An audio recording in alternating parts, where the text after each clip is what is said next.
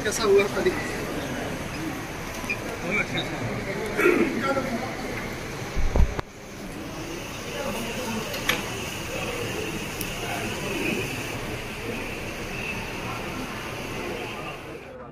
आज विपक्ष के CPI, CPM, CPI-ML, Congress party और आरजेडी पार्टी के मेंबर जो हैं, नेता जो हैं, हम लोगों ने, जैसा कल आपको बताया गया कि मुख्यमंत्री जी से समय हम लोगों ने मांगा है, तो मुख्यमंत्री जी से हमारी मुलाकात हुई। आप लोग सब लोग जानते हैं कि लड़ाई लड़ने के बाद नीट का जो 14,000 सीटें जो केंद्र सरकार जो खाई हुई थी, केंद्र सरकार को झुकना पड़ा, फैसला वापस बदलना पड़ा। हम लोगों की मांगे जो थी, हम लोग इसके लिए सड़क पर भी उतर के संघर्ष किए थे कि जातीय जनगणना में पिछड़े अति पिछड़ों की भी गिनती हो। कुत्ता, बिल्ली, पेड़ पौधे, हर धर्म, SC ST सबका जो है गिनती होता है, लेकिन और अन्य जातियों का क्यों छोड़ा हो जाए? ये होना चाहिए गिनती। इस सिलसिले में क्योंकि 2 बार बिहार विधानसभा, गौर कीजिएगा, 2 बार बिहार विधानसभा ने सर्वसम्मति से सब दल के, बीजेपी भी इसको पास किया था। 2019, 2020 2 बारी लगभग हम लोगों की मांग पर पास हुआ और केंद्र सरकार को हम लोगों ने प्रस्ताव भेजा। लेकिन कुछ दिन पहले अभी पार्लियामेंट में साफ तौर पे केंद्र सरकार ने लिखित रूप से मना कर दिया। मना, आपको पता है कि नीट का भी जो 14,000 सीटें जो चल रही थी उसके लिए भी किया गया, लेकिन सरकार को दबना पड़ा, वापस फैसला लेना पड़ा।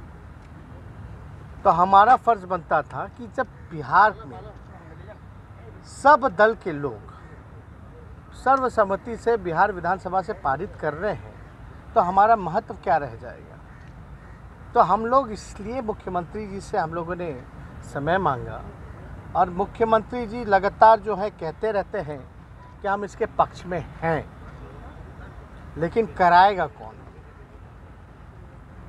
आखिर डबल इंजन की सरकार है, एनडीए की सरकार है यहाँ भी और केंद्र में भी।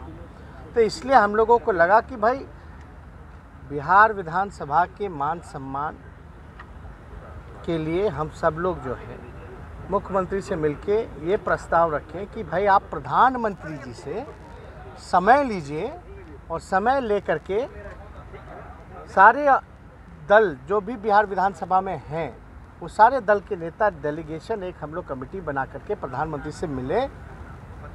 आपने देखा होगा कि भाई सब लोगों ने मांग की थी, तो भाई समय लेकर के इस काम को कराया जाए। मुख्यमंत्री जी से जब बात हुई तो मुख्यमंत्री जी ने कहा कि हम इसके पक्षधर हैं और आज उनको दिल्ली जाना है, दिल्ली से लौटेंगे तो वो 2 तारीख को जो है वो भी चिट्ठी लिख करके प्रधानमंत्री जी को मिलने का समय मांगेंगे।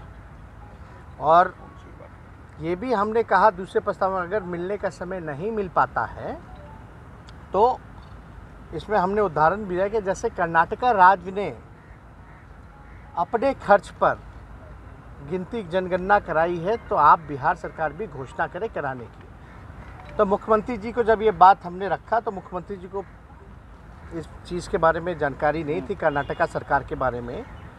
तो उन्होंने हमारे बयान पर जो है वो कागज़ वगैरह डॉक्यूमेंट मंगाया कि कैसे गिनती हुई है।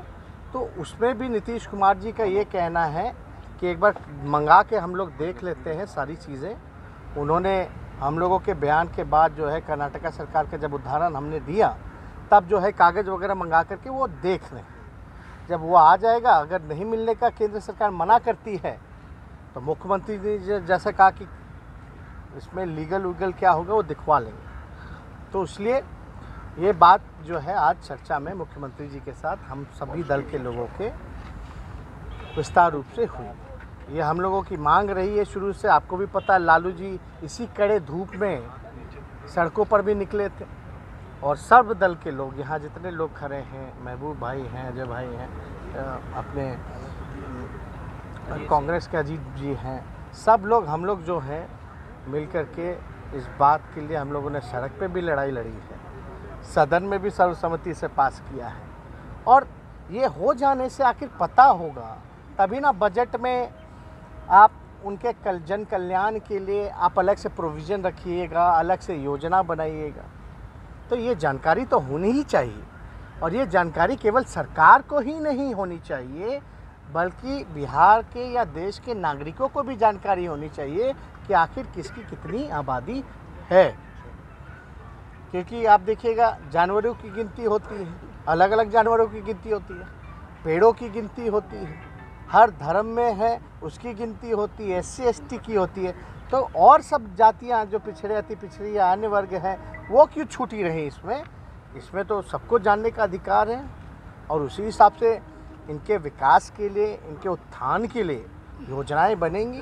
उसी हिसाब से प्रोविज़न बजट का जो पैसा है एलोकेट किया जाएगा और अलग से योजनाएं चला करके इनका जन कल्याण होगा। इसलिए